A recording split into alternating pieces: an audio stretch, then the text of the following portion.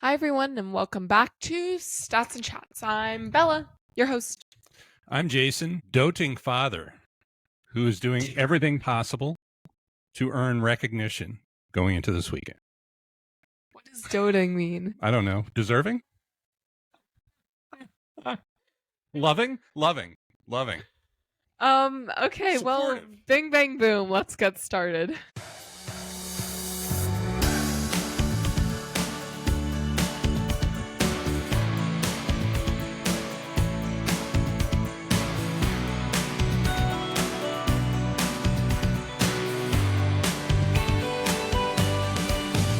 Boom, boom.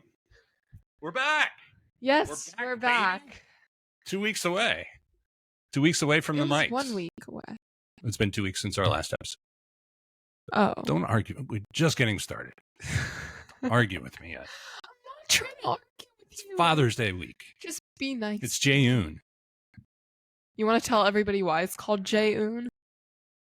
Because you and your sister and your mom make it a point every year to devote your attention to making this the best month of the year for me. And I am just so grateful.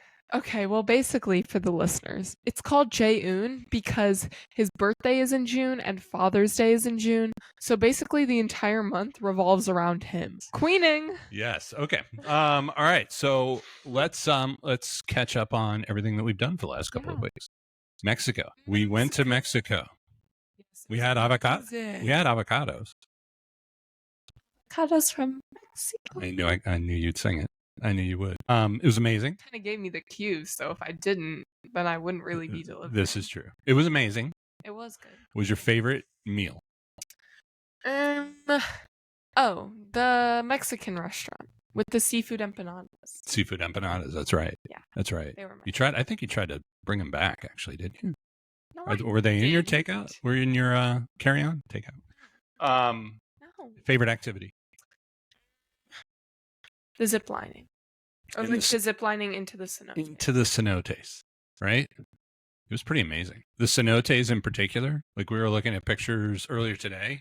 I think, was it earlier today? Yesterday? They don't even look real. The colors are so amazing. Yes. The water. So pretty. So Insta-worthy. Yeah, it was beautiful. It was beautiful. Did you like the chocolate tree? I think you liked the chocolate tree more than me. It was big. It was big. It was a chocolate tree with cotton candy on it. Yeah. And you were eating it. Well, I skipped the cotton candy. Cotton candy But is so good. the trunk, it was like It's like a dark redwood. chocolate. It was like a redwood. There was so much chocolate there. It was amazing. It was really good.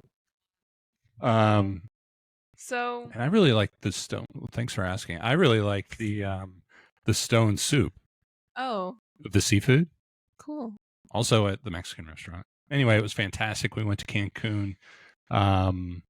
Garza Blanca was the resort. Shout out to Garza Blanca. I thought it was amazing. Highly recommend it. Really? And we know an amazing travel planner if anybody's interested. So then we came home and went to play pickleball for the first time. Yeah, that was fun. Highly recommend. It was good, right? Yeah. It was a great combination of fun and exercise. Yes. You sound so professional. It was really fun. I know. It was I like got a slushy. it was like I'm just in it for the food. the wings were good. The food was good. I didn't have the wings. The food was good. I had burgers. They were good. Yeah, the food was good. Yeah. The beverages were good. Mhm. The company was amazing. Yeah. We won. We did We win played our together. match. Yes. Yeah. Yeah, I felt like a professional out there. You didn't look like it. There's a man, dude. What is up? It's Jayoon. It's Jayoon, So sorry. That one just kind of came out. dude. I was the bedrock. Okay. Okay. I had my French Open vibes going. You know, a couple of those drop shots, Yeah, for sure. Sorry. playing, volleying outside the kitchen. Look, I even sound like I know what I'm talking about.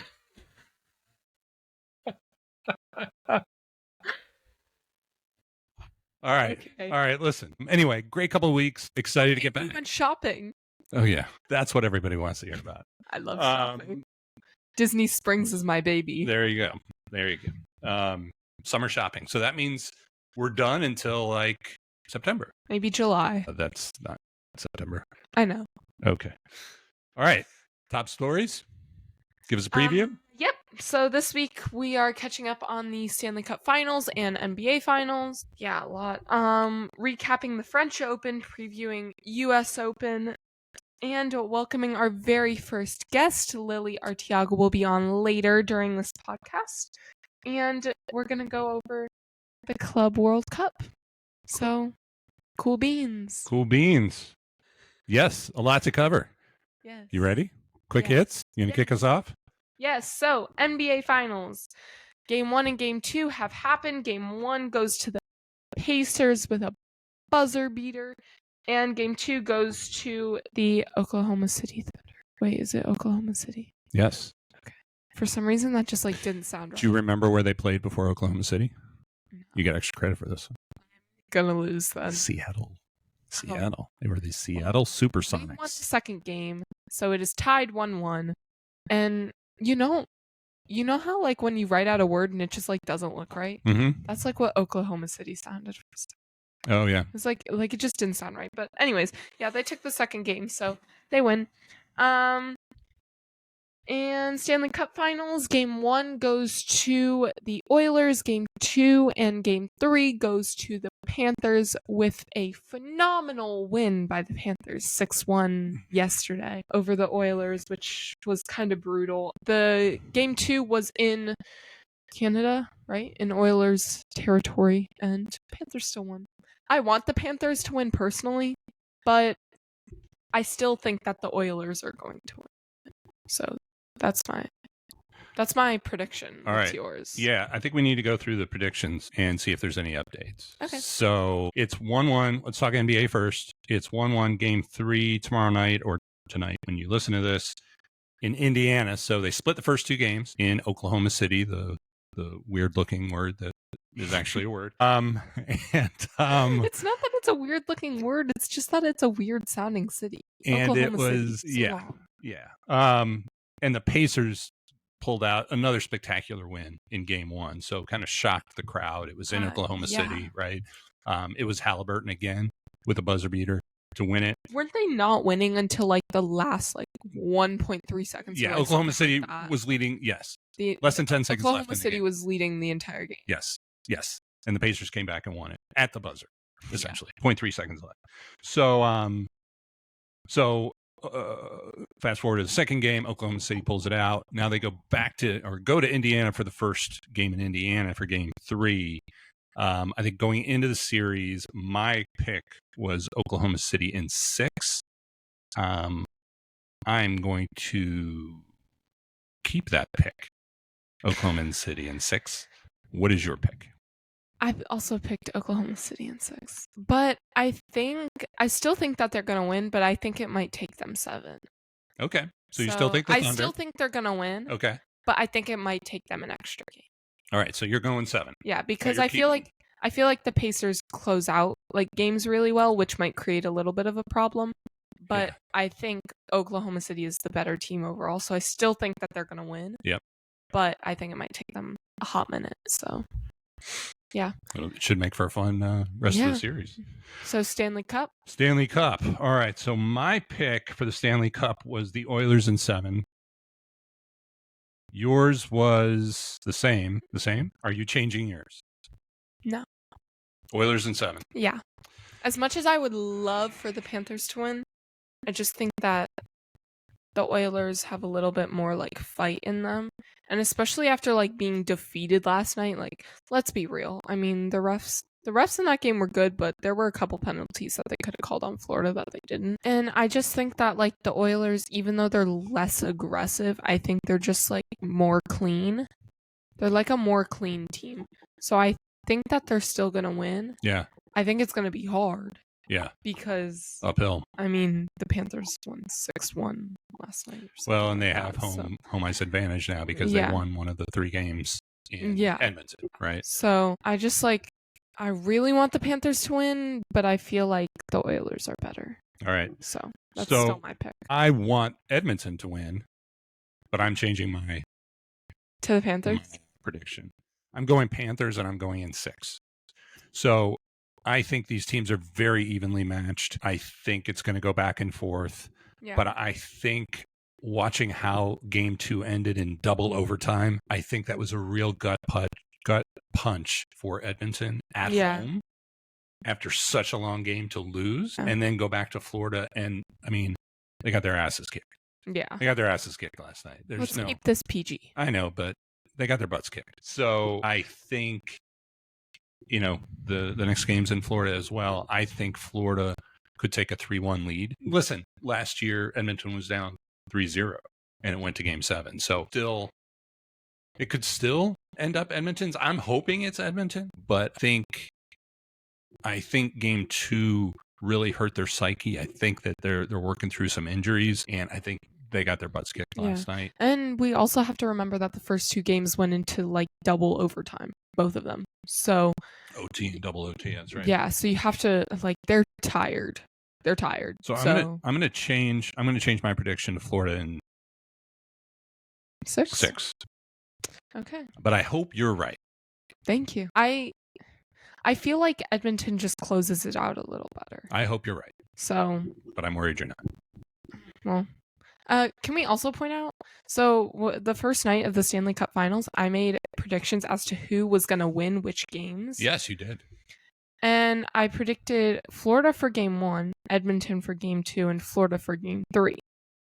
Now, while I didn't predict the first 2 correctly, I still predicted that Florida was going to win the first 2 out of the first 3. 2 out of the first 3 games. You did. So good job. Thank you. Way to go. So I still and my thing still had Edmonton winning. That's why I'm still holding out hope, basically. Not hope because I don't want them to win, but that's why I still believe in my prediction.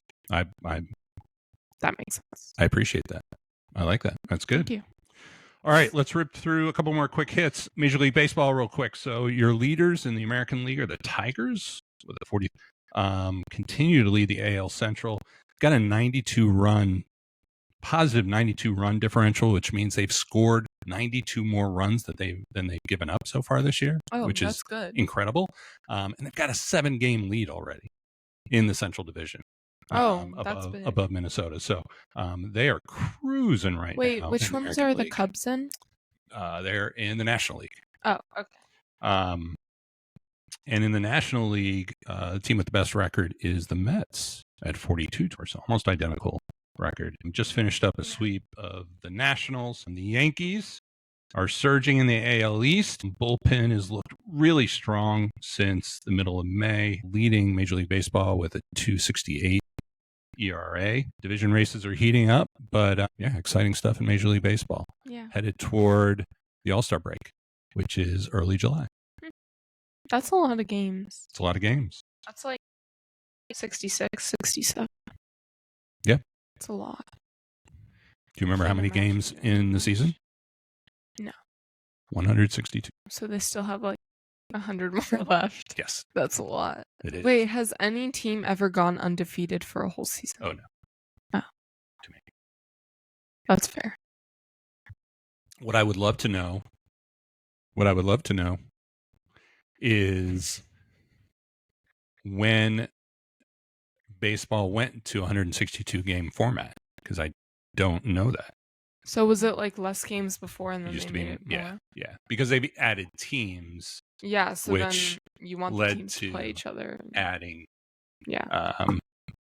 games. So do all the teams have 162 games, but they have their series, which contain multiple games most of the time. Yes, 3 or 4 usually. Do all teams have the same amount of series per season, or are those different? I'm not sure. Probably the same. Okay. Good question. Cool. All right, so that's Major League Baseball. On to WNBA. Minnesota Lynx leading the league right now at 9-0 after a win over Dallas over the weekend. New York Liberty is second in the league right now at 8-0. So those are the 2 undefeated teams. And the Atlanta Dream are third at 5-3. Nafisa Collier with Minnesota leads the league in scoring with 25.5 points per game. She's also top 5 in rebounds and steals. And Cece should be back this week. So Caitlin Clark, when she went out with her injury, was at 19 points per game with over 9 assists per game before her injury. She should be back later this week. Since she's been gone, noticeable impact for the Fever. They have gone 1-3. Their points per game has gone down from over 80 to 72.5. So they're definitely looking forward to her coming back.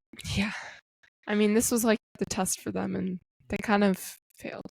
They got like a D. Well, listen. If we were grading it on a grade scale, they would get a D. They did beat Chicago while she was out. So okay, that's good at least. Yeah. They trounced them. Okay, actually. so maybe like a D plus. Yeah. But still not great. Hey, she's one of the best players in the league, so yeah, we're not tremendously one of the surprised. best scorers. And then finally, last quick hit, the Belmont Stakes. The third race in the Racing Triple Crown happened over the weekend, and Sovereignty, our Kentucky Derby winner, who took off the Preakness. Remember, Sovereignty didn't race the Preakness, came back and won the Belmont. So there you go. And sure enough, Journalism, who we both picked to win the Derby. You picked. I didn't make a pick, remember? Okay. I picked. I don't know enough about like horse riding. So Journalism in the Derby came in second. Mm-hmm. In the Preakness, won. Mm-hmm. And sure enough, came in second again to Sovereignty. So I think the moral of the story is Sovereignty is faster than Journalism, but Journalism is faster than everybody else. Okay. A fun fact: it's the first time this year is the first time since Justify won the Triple Crown in 2018 that one horse has won 2 jewels of the Triple Crown. Is it an actual crown? Or is it just a like trophy? I'm going with a trophy. Okay, because in Sophia, the first episode, because Sophia the first does horse riding, she won like an actual. Unbelievably, I remember that. I think she won like a crown thing. Actually, it was a trophy, but was there a crown on top? Yeah. Okay, I don't remember because she's a queen. But I do remember horse racing. I love Sophia the First. But who doesn't?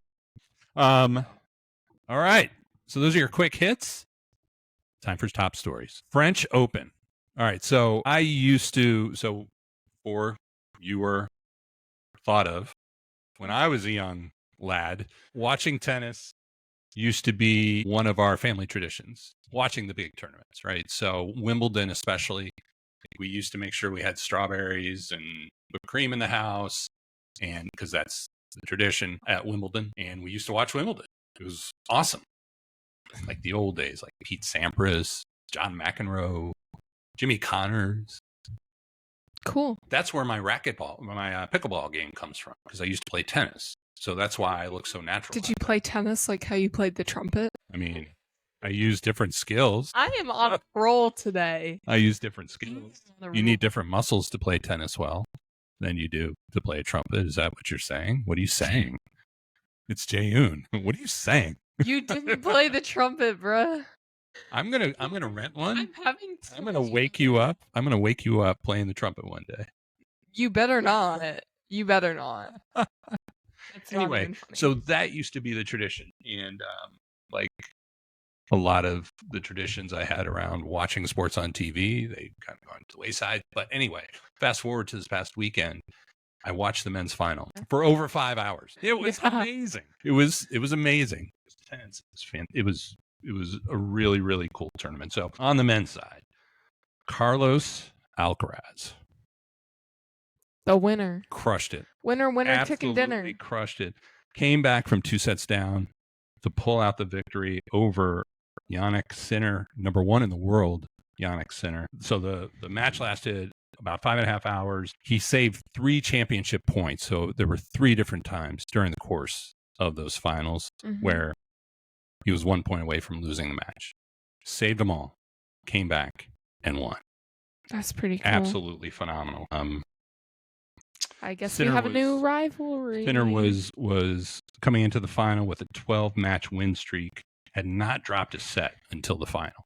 So he was flying. The world number 1, he was flying in, and Alcaraz came in and upset him for the win. It was absolutely fantastic. Only the third man in the Open era to win a major after being match point down, and it was the longest French Open final in history. Yeah, I would have guessed that 5.5 hours. That's how long the Wimbledon matches can take. So that was the men's side. Then on the women's side, Coco Gauff reigned on Saturday. Absolutely crushed it. World number 3 claimed her first French Open victory, winning in 3 sets, overcoming the first set deficit. She's won 12 of her last 14 matches and has great momentum going into Wimbledon.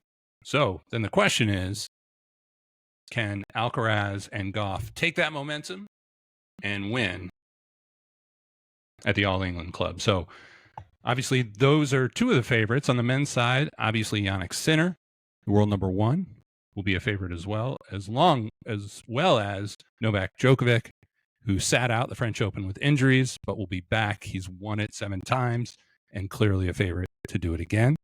On the women's side, along with Gauff, you've got Iga Swiatek, who is the world number 1. Grass is not her best surface, but she's steadily improving. And Elena Rybakina, who is world number 4 and the 2022 champion and a natural on grass. So you ready to make predictions yet, or you want to wait a little bit? Wait a little bit, but I think I have one for the men's side. Alcaraz has won the last 2. Yeah. You going with him? I'm waiting. I'm not going to make my picks yet. I think it's going to be Jannik Sinner. Because you think he's going to come back? Yeah, because he's angry? Yeah. You're all about revenge. Not revenge, just proving people wrong. Okay. That's a better way to put it. Okay. So, yeah. I'm waiting. I have to do more research for the women. Yeah. I'm waiting. I'll make my prediction before it starts. All right, cool. Cool. Exciting. We'll do strawberries and whipped cream. Yeah. And Mom and I'll have some champagne. Mimosas. I think that's tradition too. Okay. That's cool. All right. US Open, we're back at it. Another major. Yes, Third major of the year. Wait, there are 5? There are 4. That's close. Starts with the Masters. The Masters, and then PGA, and then US, and then the Open, which is the in British Open. British. Yes, the British Open. I see. Good job. Good job. See, I'm getting better. Do you remember which one of the 4 is always at the same course? The Masters. Boom. Well done. Thank you. All right. So 2025 US Open at the historic Oakmont Country Club in Oakmont, Pennsylvania. It is the 10th time the US Open is being held at Oakmont. It is known as one of the most treacherous courses in the country. Then why is it held difficult for 10 times? Because it's difficult. It's a test. Okay. A true test of skill. So they have hosted more than any other club. It's legendary because of how difficult it is. They rarely redesign it. And yeah, it's a true test. True test. And weather should be an issue this year as well because showers are forecasted over the weekend. So it's like people want them to struggle. Well, it brings out the best, right? I guess. It's like a 200 fly. Don't mention that. Brings out the best. Did you have to swim it today? Mm-mm. But 2 girls on my team, they were betting on who could win one, so they swam it yesterday at doubles. Ooh. Against each other, like for fun. Yeah? Yeah. Who won? Can we say? I don't know if I can say names, but okay. Let's just say she won by a good like 6 seconds. Ooh, okay. Congrats. And they're doing another rematch tomorrow. Okay. Well, congrats to her. Do you think? Are you predicting? Can you say if you're going to predict revenge? No. You can't say. There's not going to be revenge. Oh, there's not. Okay. No. All right. Okay. Well, we won't dig in too much. Too much more than that. Yeah. All right. So, I think we both feel like Scottie Scheffler is. I mean, he's the favorite. The favorite to win, obviously. And we would both probably pick him. So, if not him, then who? You want to go first? Sure. Do it. I say DeChambeau. Because he's good. And he's like been consistently. Because he's good. He swings that golf club really well. I have more than that. Just let me talk. He's got good form. Yeah, he's good. He's been consistent for the most part. So, yeah. Not Rory, though. He's been really not great since the Masters. He missed the cut last week in the Canadian Open. He missed the cut for this one? For the last one. He played in the Canadian Open last weekend, and he didn't make it through past the first 2 rounds. Yeah. He hasn't really been good since he won the Masters. So, I think he's like resting on his laurels a little much. Yeah, just happy to finally win the Masters. Yeah. Monkey off his back. He's maxing and relaxing. Yeah. Yeah. Like, work harder. But DeChambeau has finished top 10 in his last 4 majors and has led the field in strokes gained off the tee at both the Masters and PGA. So he's pretty good. All right. So you're going with DeChambeau. Yeah. How about you?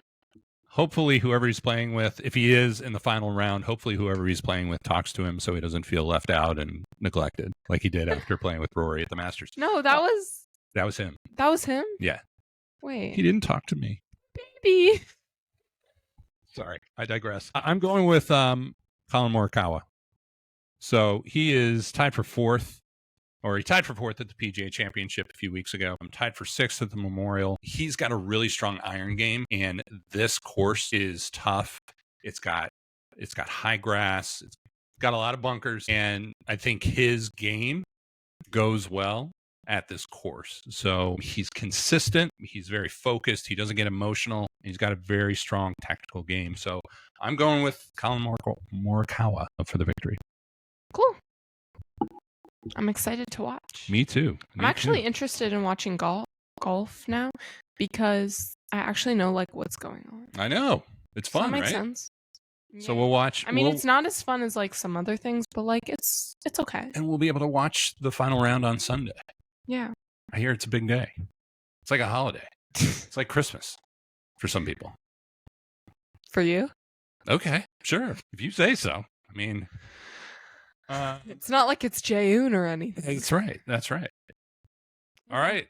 So next up, we are doing a little breakdown of the Club World Cup with our very first guest on the podcast, Lily Arteaga. Hi, Lily. How are you doing? Hi, Lily. Hi, I'm good. How are you? We are very good, very excited to have you on. So why don't you tell everyone a little bit about yourself? Yeah, so my name is Lily. I play soccer, and I've played soccer basically my whole life, and I hope to do it in the future. So professionally? Yeah. When did you know that you wanted to do that? Like, I was 10 and I just watched the 2019 Women's World Cup. I watched the very first game and I just got hooked. I saw how much fun they were having, and yeah, I just was like, yeah, I want to do this when I grow up. That's cool. So what is your favorite tournament that you've ever played in? Oof. Probably there's a San Antonio Cup that I played in, and I had just moved away from Texas and from my old club team, and so I got to come back and play with them for one last time, and we got second place. So it was really fun just to reconnect with them. Oh, that's really cool. When did you live in California, right? Yes. So when did you move there from Texas? So I lived in California until I was 9, and then we moved to Texas, and I lived there for about 5 years, and I just moved back almost 3 years ago. Cool. So you said you want to go pro, you want to go elite. What does a typical day of like training in the summer look like for you? Yeah, so I usually wake up around 6. I get a good like stretch and lift in before I even start my day. And then I have a little bit of downtime after that. I really utilize recovery. And then I do, outside of just practicing, I train little kids as kind of like a side hustle. So I help them out. I usually have 2 sessions in the morning or like afternoon. And then I go on to train for around 3 hours of just regular soccer. That's very cool. So you said you play center back, right? Yeah, center back and right back. So what does that mean to somebody who does not understand soccer terms? So yeah, so there's the people who score, who are like the forwards, who are always up, which means that they're forward. And then center backs and right backs are defense, so they stay towards your own goal and they stop from scoring. So you have to be really aggressive. Definitely, we're not as fast as the forwards, but I definitely think there's a lot more mind that needs to go into it. I think you definitely need to have a lot more knowledge of the game to kind of know where to position yourself and all that. So Yeah. So very defensive yeah, on that side. So yeah, the Club World Cup. What is this? So the regular World Cup is one team from each country going to compete for each other. The Club World Cup is going to be hosted in the US across 12 venues, and they will be with clubs from the same countries. So say, because usually it's one country, so there's going to be 3 from MLS, so that's 3 from America. And then there's a lot of Europe teams competing, and it's all you start off in 8 groups, and it kind of lowers down the more you get into it and the more winners you have. And then the final winner gets a prize of $175 million. So it's a lot. It's a lot of money. Yeah. Wow. That's a lot of bucks in your pocket. Yeah. That's really cool. So it's definitely different than the normal World Cup that we're used to seeing like every 4 years, right? Yes. Yeah, definitely. So is it bigger? How many teams are in does every country get to be in the normal World Cup? It's whoever qualifies. So So no, it's not every country. There's a lot of countries. yeah. That makes sense. Okay, so the Club World Cup was expanded to 32 teams this year, and it's played from June 14th to July 13th. It's hosted in the US, as Lily said, for the very first time, which is kind of cool. One's in Miami, right? Yes. We should go. That'll be fun. Well, they're playing in Orlando too. Oh, even better. Yeah. So, yeah. Why is this like important to like you and then also the players playing in the Club World Cup? It's really I would say it's important to me because you get to see how teams from all over the world compete against each other. For me personally, like if I were to play pro, I'd want to consider my options, and so you can kind of see like different sets of skill levels between each teams. And it's important to the players because there's some clubs out there that are lesser known and they get to compete against world-class clubs out there. It also is special because not only is it the first ever tournament, because it is the first ever tournament that the men's teams are actually protesting. Because like I said before, if the club wins, they get $175 million, but the players don't even see a third of that. So a lot of people are saying, so a lot of the players are saying it's a cash grab. So it'll be really exciting to see if they'll go out there and just have fun or like really compete for the money. That's fascinating. That's really interesting. And is that how it's been in previous Club World Cups? No, it's just happening now because I think FIFA got like the organization that organized the entire thing got a lot of money. And so for it only being 175 million, which is a lot of money still, out of I think it was like $1 billion that they got.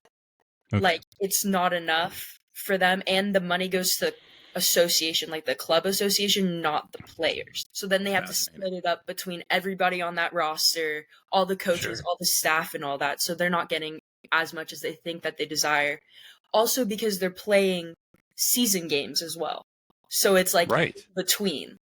So they're playing 2 games a week for the next like month. Wow. That's fascinating. That's really, really How many games a week is like normal for a club, or like for you, how many do you play? Like it's usually 1. And there's usually a good break in between. There's usually at least 5 days in between, but I've like looked at the schedule and there's 1 club game and then there's 1 World Cup game like scheduled right next to each other. So it's a lot for the players. Oh, so they don't really get much of a break at all.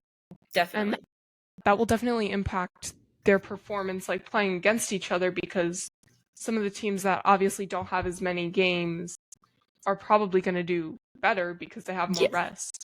Definitely. That's cool. Very interesting. All right. Am I allowed to ask some questions? Yeah, go ahead. Okay, cool. Thanks. I have to check sometimes. All right, Lily, really, really excited that you're on. And thank you again for being our guest and our first guest. So I did a little bit of studying, did a little bit of research. So, but I need a fact checker. So you're going to be my fact checker on you. And then I'm going to ask a couple of questions based on some of the research. So, got it.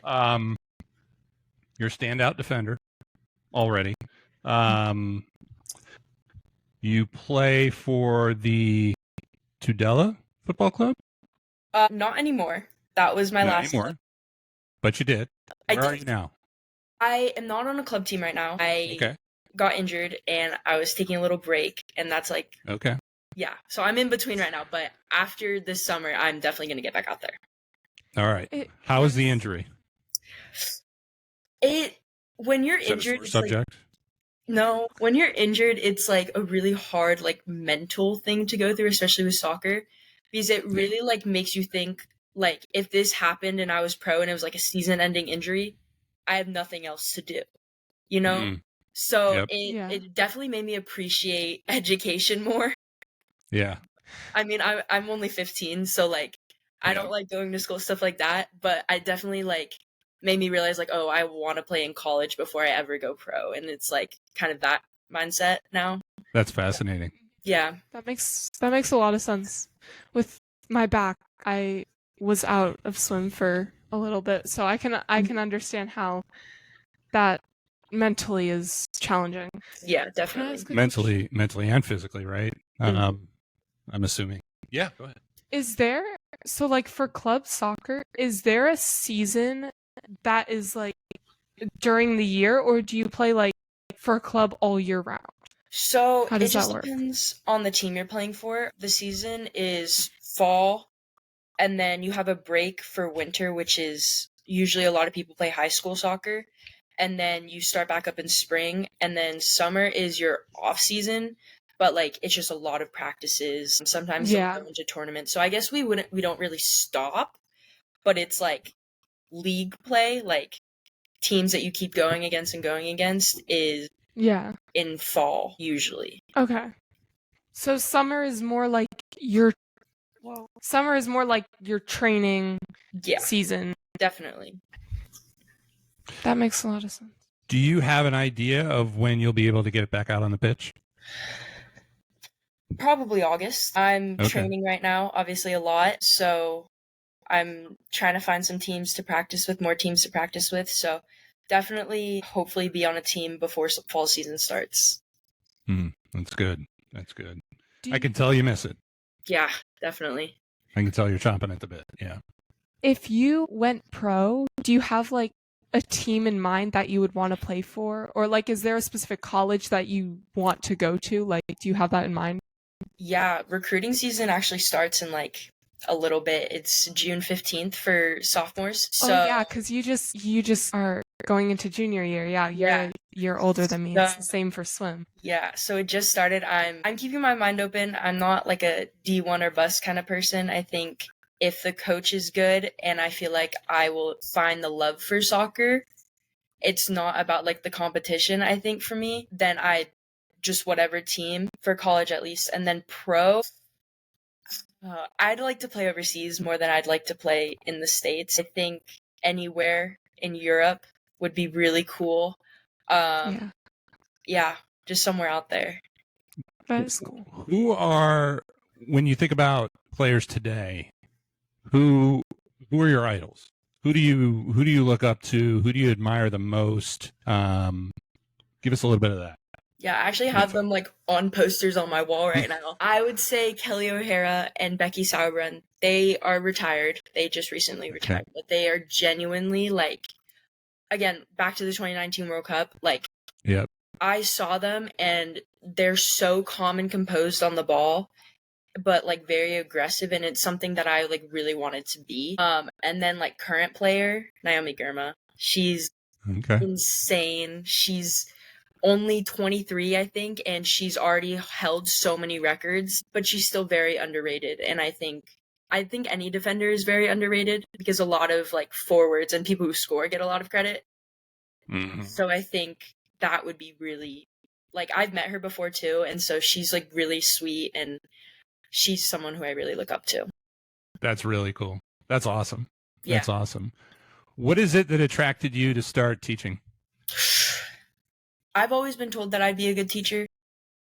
Okay. I love helping out. I had a trainer who I would stay behind and help his next group. Okay. And it kind of grew from there. I love just seeing the progress. I have a kid who couldn't dribble, who couldn't really do anything on the ball, and now he's doing so many skills. He's scoring top corner goals. Like, it's crazy to see Wow. the progress. Yeah. That's so I think awesome. that's my favorite thing. That's super cool. That's really cool. Can I ask a question? Yes. Diving into, Yes. you know. Do it. So the Club World Cup, do you have any teams that you're really excited to watch or like not so excited to watch? I don't know if I should be saying that, but like any matchups or anything that you're super excited for? I think, okay, so personally, I'm an Arsenal fan, and they have a big rivalry with any team in London, so like Chelsea. But Yeah. Arsenal's not playing, so I feel like I have to root for Chelsea which is something that I never thought I'd say. Wow. But they have a lot of good young talent right now, and so I think that they would definitely be a top contender. And then Real Madrid, they've always been just really good, and I think with like the competition, I think that they definitely come out on top. What about Man City? Oh, Can't do it, can you? Yeah, I could tell. I could tell as soon as I asked you that question. I cannot. Does the U.S. have any shot? No. I would say maybe Inter Miami, Messi. Because of Messi, right? Yeah, their squad is pretty good, but I wouldn't say that they'd make it to the finals. And I could be wrong. They could be LAFC again, maybe. They could be up there, but I don't see it. They're not the best. Like out of like the teams in Europe and like they're just not. Yeah. They don't really compare to them. Yeah, they're good. They're good, but like I think the teams in Europe are definitely overall. Yeah, no. So all right, so I've got a little bit of a deeper question, then I'll hand it over to you, and you can bring us home. So, you know, one thing that intrigues me is kind of the state of soccer or football, depending on where you're from. And as we've talked about, we are novices at best, especially when it comes to the international game. And so, but I'm curious from your perspective and your experiences and your knowledge, where do you think the state of the game is in the U.S.? Where is it trending compared to where it was? And we can talk men's, we can talk women's, we can talk in general, you choose, but where is the state of the game now compared to where it's been and compared to the rest of the world? So for youth soccer, I think for girls 2009, I've seen multiple clubs not have 2009 teams because there just aren't enough people interested in it anymore. I've seen a lot of people quit because of coaches. I've seen a lot of people quit because it's not fun anymore. And that's kind of where I was at with when I hurt my knee, was just like, it's not fun anymore. Like it's a lot of pressure. And so I think right now it's at a decline. I think there's a lot of, I know a girl, she's 14, or she's about to turn 15. Her name is McKenna Whitham. She plays for Gotham FC. It's a pro team in New York. She was really excited. She was just turned 14 when she signed with the pro team. So that's, again, really young to be going against like 30-year-olds. And I've been like texting her and stuff, and she's already at the point where she just like doesn't think it's fun anymore. And that's like, because it's every soccer player's dream to go pro. So like the fact that she did so young and she set so many records, she was like, oh, this is going to be great. And then now it's kind of at a decline. And I think a lot of people are getting unmotivated to go pro anymore, or to at least continue, because they're seeing people go pro at such a young age and they're like, I can't do that anymore. So they just kind of stop. And I've seen it happen, and it's just getting really competitive, not like competition wise, but like people are comparing themselves to each other. So I think Okay. it's definitely going at a decline of just, it's more so about the money rather than if you're having fun or not. Sure. The love of the Yeah. game. So, would you say that that's part of the reason that you know that you want to like compete in college before you go Yeah, pro? definitely. I think it's also like burnout. Like at least for college soccer, like you have classes, you have other things, but like when you're pro, you kind of have to make it your whole identity, if that makes sense. Yeah. Like right now I don't really have Yeah. anything other than soccer, so it's kind of like I'm always doing something with soccer. So like in college you could be like, "Oh, I'm getting my degree and playing soccer." It's one of those things where it's like you have other things to focus on other than playing soccer. Well, it kind of speaks to, and it's something that we talk a lot about in our house with Belle and her sister. You know, it's we want a complete experience, right? So even with the passion behind swimming and goals, it's important to have other things like podcasts to continue to learn other things, Definitely. right? And not just have one thing be your entire identity. Definitely. Yeah. No, that makes a lot of sense. So if you were, let's say, my last question, I think, Yeah. probably. So let's say you were the president of U.S. Soccer. Okay. I don't even know if that's a job, but let's pretend it is. Let's say you're in charge. You're the CEO of U.S. Soccer. What one or two things would you change to make the game? Because it seemed, again, you know more than I do, but it seems like soccer has gained popularity, at least but again, I'm a novice. It's gained a little bit of popularity Definitely. over the years. And it seems like every World Cup or Olympics, there's a little bit of a recharge. But it also seems like women's soccer in particular is also gaining, like a lot of women's sports, you know, Caitlin Clark in basketball, is also gaining popularity as well. So let's say you're the CEO, you're the president, you're in charge. What are one or two things that you would do to make it more appealing to younger players and therefore grow the game more successfully and competitively in the U.S.? I definitely think one thing I would definitely promote is just mental health, just anything where like if you're not having fun anymore, there's something going on and there's something that's happening. Yeah. So I definitely think some sort of program where if you don't have fun, then we're all not having fun. So it's like you got to fix that mindset. And then another thing I think is just for younger ages, definitely like just something for younger ages. The US soccer doesn't start until U15 or U14. So I definitely think maybe something for like little kids and then like a U7 team for the US, which is like crazy. Like that's like really young, but like a little kids kind of program where the older kids can kind of take a break and help them and have them learn from each other. Sure. So almost like a mentorship kind of thing. That's cool. That's awesome. I like it. That's good. All right. Well, hopefully they're listening and taking your feedback, because that sounds like it makes a lot of sense. All right. Do you have any other questions? No, I think that's all right. So final pick for the Club World Cup. Lily, you go first. I got Real Madrid. Ooh, okay. Belle, what do you got? I'm sure you were going to say Chelsea. Really? I mean, I'm not an expert in this, but I think I'm gonna pick Chelsea because I feel like they're pretty good. Yeah, they are. Okay. And yeah, so I think they'll do well, like with the competitive atmosphere kind of thing. Yeah. Okay. What about you? I mean, just to keep it interesting, I'm going Man City. Okay. Sorry, everybody. I'm going Man City. Okay. Sorry. I did it. That's understandable. Don't hate me. They have good players. I'm going Man City. I'm not saying I'm rooting for them, but I'm picking them to win. Awesome. Lily.